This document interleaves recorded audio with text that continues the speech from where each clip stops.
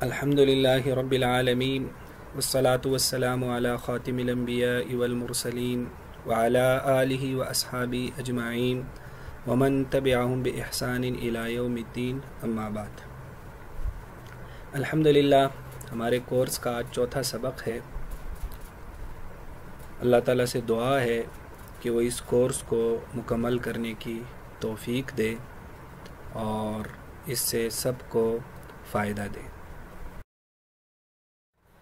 آج اس سبق میں ہم پڑھیں گے کہ مغربی فکر و فلسفہ کے تاریخی ادوار، یعنی یہ جو موجودہ مغربی فکر و فلسفہ ہے یہ کن ادوار سے، کن مرحلوں سے گزر ہو کر یہاں تک پہنچا ہے، تاکہ ہم اسے پوری عمارت کو ذرا اول تاخر دیکھیں کہ کس طرح مراحل سے گزرتے گزرتے یہاں تک پہنچ گیا۔ سب سے پہلے تو یہ ہے کہ مغربی فکر و فلسفہ کی تاریخ ہم کہاں سے شروع کریں گے۔ تو مغربی فلاسفہ نے جتنے بھی فلسفے ایجاد کیے، جتنے بھی تصورات دیں، وہ ساری کی ساری دراصل یونانی فلسفے کی بنیادوں پر کھڑے ہو کر دیے۔ میں یہ نہیں کہتا کہ مغربی فلسفہ جو ہے یہ یونانی فلسفے ہی کا چربہ ہے، نہیں، مغربی فلسفہ یونانی فلسفے سے بہت مختلف ہے، لیکن اس میں وہ بنیادی تصورات بہرحال شامل ہیں جو یونانی فلاسفہ نے دیے تھے۔ اور آپ کو ہم نے دوسرے سبق میں یہ بات بتا دی تھی کہ یونانی فلسفہ اور اس کی حفاظت، اس کی تشریح اور اس کی وضاحت یہ سب کے سب مسلمان فلسفیوں نے کیا ہے۔ لیکن یہاں ایک مغرب والوں کی ایک علمی خیانت بھی جاننا ضروری ہے کہ مغربی مصنفین نے جب فلسفہ کی تاریخ لکھی تو یونانی فلسفے سے سٹارٹ کیا، ہم انشاءاللہ آگے مراحل پڑھیں گے، تو درمیان میں جو مسلمان فلاسفہ نے جو اس میں اضافے کیے، جو اس کی حفاظت کی، جو اس کے تراجم کیے، ان سب کو نظر انداز کر دیا۔ خاص طور پر رسل کی جو مشہور کتاب ہے فلسفہ مغرب کی تاریخ، اس میں انہوں نے اسی طرز کو اپنایا ہے۔ تو یہ ان کی ایک خیانت ہے، کیونکہ مغرب کو جو یونانی فلسفہ منتقل ہوا وہ مسلمانوں کے واسطے سے منتقل، خاص طور پر جو اندلس ہے وہاں سے انہوں نے لیا۔ تو ہمارے استاد کہا کرتے تھے کہ مسلمان اس حوالے سے بڑے دیانتدار ہیں۔ آپ مسلمان فلسفیوں کی کتابوں میں دیکھیں گے کہ وہ فلسفے کے معلم اول ارسطو کو کہیں گے، ارسطاطالیس، کیونکہ ابن سینا وغیرہ ان سب فلسفیوں نے، کندی اور جتنے بھی مسلمان فلاسفہ ہیں، تو انہوں نے فلسفہ ارسطو سے لیا تھا تو اس کو معلم اول قرار دی تھی۔ لیکن مغرب مسلمانوں کو معلم کا درجہ نہیں دیتا، بلکہ اسے اس کا ذکر ہی کرنے کے قابل نہیں سمجھتا۔ تو یہ بہت بڑی علمی خیانت ہے جو عام طور پر یہاں نظر آتی ہے۔ تو مغربی فلسفے کا سب سے پہلا مرحلہ وہ یونانی دور ہے۔ یہ یونانی جو دور ہم کہتے ہیں یہ حضرت عیسیٰ علیہ السلام سے بھی 500-600 سال پہلے کا دور ہے، بلکہ 1000 سال پہلے کا دور ہے۔ تو یونان ایک زمانے میں علم و فضل کا مرکز رہا ہے، بہت بڑے بڑے فلسفے، بڑے بڑے افکار وہاں سے ایجاد ہو گئے۔ پھر یونانی دور کو بھی عام طور پر 3-4 ادوار میں تقسیم کیا جاتا ہے۔ ایک دور وہ ہے جو افلاطون اور ارسطو سے پہلے کا دور ہے۔ رسل نے اپنی کتاب میں افلاطون اور ارسطو سے پہلے 10-12 کے قریب بڑے بڑے فلاسفہ کا ذکر کیا، جس میں خاص طور پر فیثاغورس ہے جنہوں نے لفظ فلسفہ کو ایجاد کیا۔ پھر ایک دور آتا ہے افلاطون اور ارسطو کا، جنہوں نے متقدمین کے فلسفے کو پروان چڑھایا اور بہت آگے لے گئے۔ اس کے بعد افلاطون اور ارسطو کی 1 صدی کے بعد افلاطون اور سقراط، یہاں تھوڑی سی غلطی ہوگی، افلاطون اور سقراط، تو افلاطون اور سقراط کے بعد پھر آتے ہیں ارسطو۔ تو وہ جو دور ہے، جو تیسرا دور ارسطو، انہوں نے افلاطون اور سقراط کے فلسفے کو مزید آگے بڑھایا.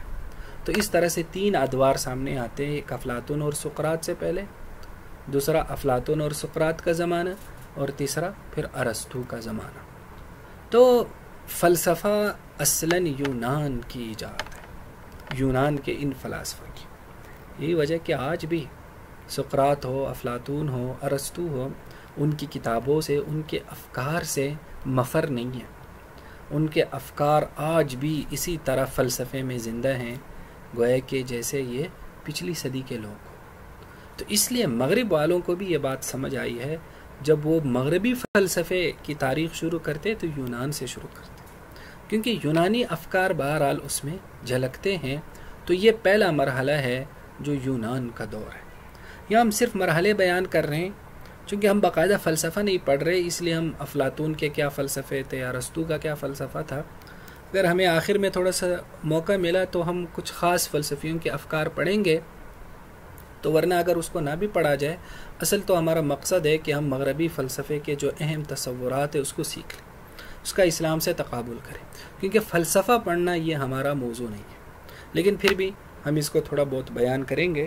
تو اگر آپ لوگوں نے اس کو دیکھنا بھی ہو، ان لوگوں کے افکار، تو رسل کی جو کتاب ہے فلسفہ مغرب کی تاریخ، یا جو حسن عسکری کی جو کتاب ہے جدیدیت گمراہیوں کا ایک خاکہ، تو اس میں انہوں نے ان کے افکار کی ایک ایک جھلک دی ہے.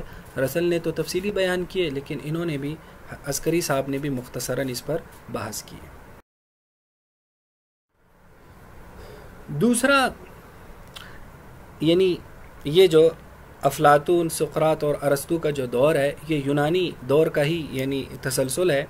تو مسلمان فلاسفہ نے جو فلسفہ لیا تھا وہ ارسطو سے لیا تھا. اس لیے مسلمان فلاسفہ ارسطو کو معلم اول کہتے تھے اور اسے ارسطاطالیس کے نام سے یاد کرتے تھے. تو یہ یعنی یونانی فلسفے کے مختلف ادوار ہیں. اس کے بعد دوسرا دور آتا ہے رومی دور، جس کو ہم بعد از مسیح کا دور بھی کہہ سکتے ہیں. حضرت عیسیٰ علیہ السلام کے بعد کا جو ایک دور ہے، 500-600 سال آپ علیہ صلاۃ والسلام کی آمد سے پہلے جو درمیان کا زمانہ ہے. یہ جو دور ہے، تو اس دور میں یعنی زیادہ تر یونانی فلسفے پر مذہبیات کی چھاپ رہی ہے. جو عیسائی جو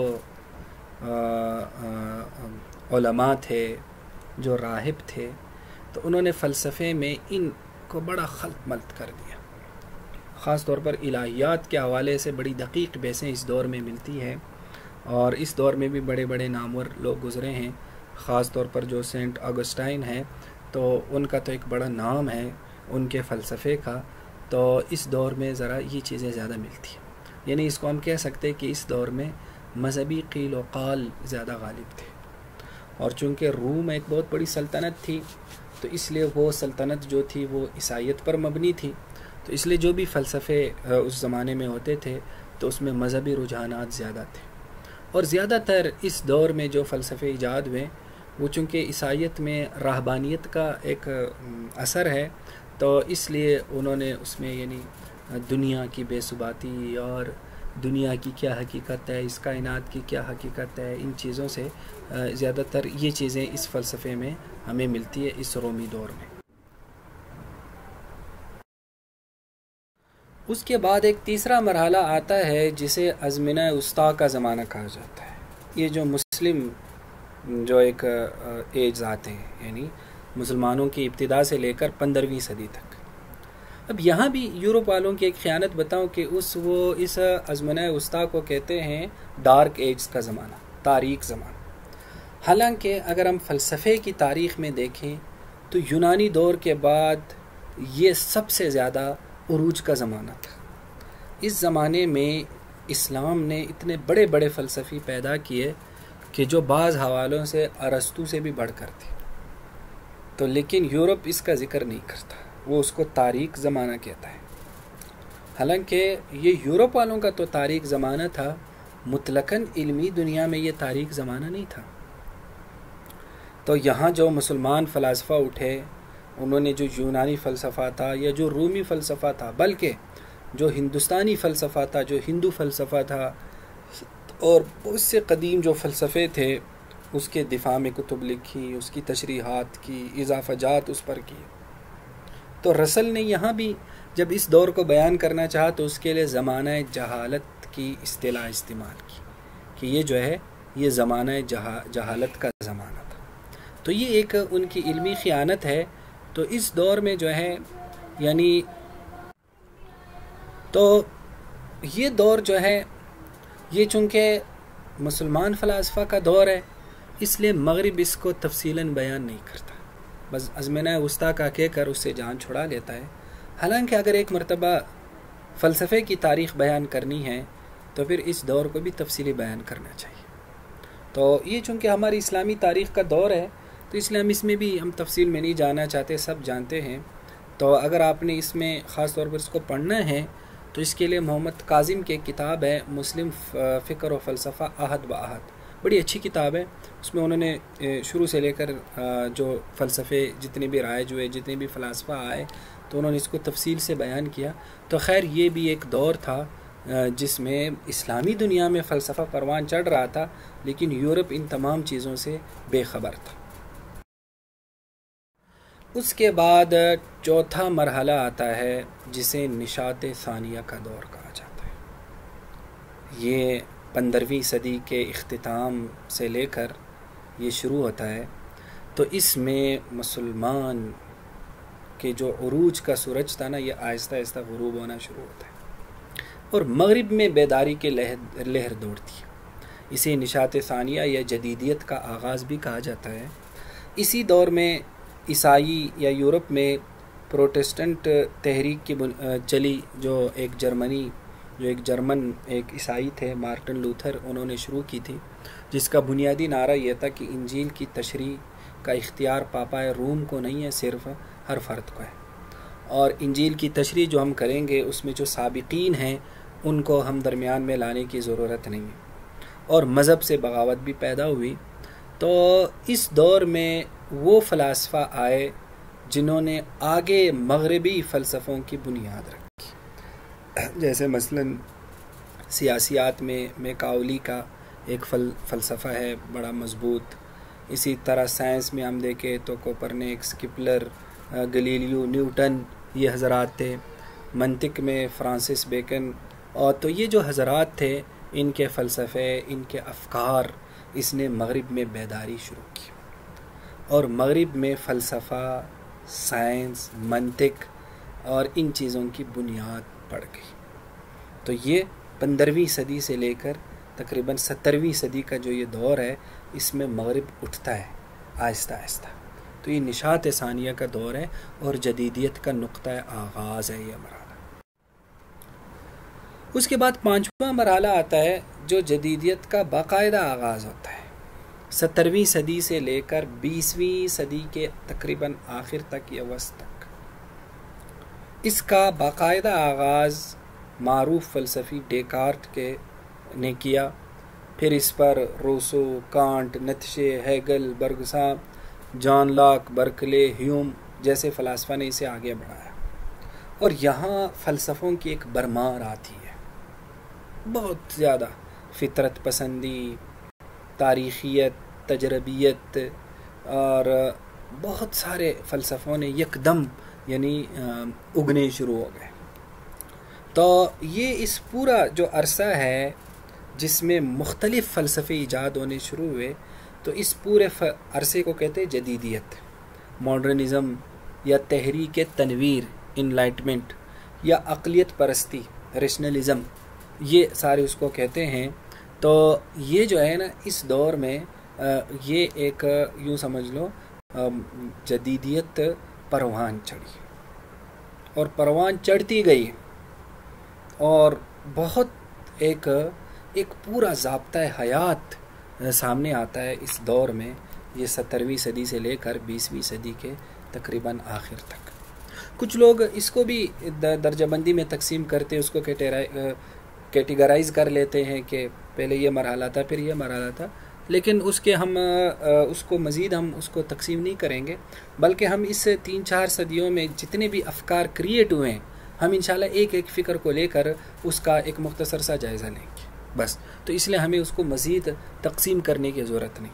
تو یہ جو جتنے بھی فلاسفہ کے نام لیے، اس کا مطلب یہ نہیں ہے کہ یہ سارے ایک جیسے انہوں نے فلسفے کریٹ کیے، نہیں، ہر ایک کا مختلف نقطہ نظر تھا، ہر ایک نے زندگی کو اور فلسفے کو ایک الگ نقطہ نظر سے دیکھا، تو ان سب کا مجموعہ پھر جدیدیت کہلا دیتا ہے. تو اس لیے یہ بات آپ کے ذہن میں رہے، یہ سارے ایک درجہ بندی کے فلسفی نہیں ہیں، نسب کا موضوع ہے. کہ مثلا جیسے روسو ہے تو اس کا موضوع سیاسیات ہے، جمہوریت پہ اس نے کام کیا، تو ہر ایک اپنا ہے. کانٹ ہے، اس نے عقلیات پہ کام کیا، تو ہر ایک کا اپنا اپنا انداز ہے. لیکن بہرحال ان سب کو اگر ایک لفظ میں بیان کرے تو ماڈرنزم یا تحریک تنویر میں آ جاتے ہیں. تو اس لیے یہ چیز آپ کے ذہن میں رہے. اس کے بعد چھٹا مرحلہ آتا ہے مابعد جدیدیت کا دور، جس دور میں ہم رہ رہے ہیں. یہ دور جو ہے اس میں نظریات، فلسفے، افکار سارے اڑ گئے، ان سب کے ٹوٹنے کا دور ہے. اس دور میں کہا جاتا ہے کہ بس زندگی کیا ہے، جو مسئلہ درپیش ہے اسے حل کرو، جس طریقے سے بھی حل کرو. کوئی آئیڈیالوجی نہیں ہے، کوئی نظریات نہیں ہے، کوئی افکار نہیں ہے، کوئی بات سچی نہیں ہے، کوئی بات جھوٹی نہیں ہے، کوئی اصول نہیں ہے، کوئی قاعدہ نہیں ہے. بس بات یہ ہے کہ آپ اپنا مسئلہ کیسے حل کر سکتے ہیں، بس اسے حل کرو. تو یہ دور عقلی کی بجائے پریکٹیکل دور ہے کہ بس جو حال چل رہا ہے نا اس کو ٹھیک کرو، چاہے جس طریقے سے بھی ٹھیک کر سکتے.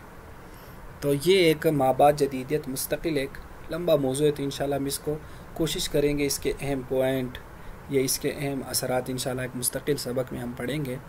تو یہ 6 مرحلوں میں آپ حضرات کو مغربی فکر و فلسفہ کے تاریخی ادوار بتا دی. یہ پڑھنا انتہائی ضروری ہے اور سمجھنا، تاکہ ہمیں پتہ چلے کہ بھائی یہ جو مغربی جو فلسفہ ہے یہ کہاں سے شروع ہوا، کن مرحلوں سے گزرا، اور خاص طور پر جدیدیت کس مرحلے میں اس میں داخل ہوئی، پھر وہ اس میں کیا تغیرات آتے گئے.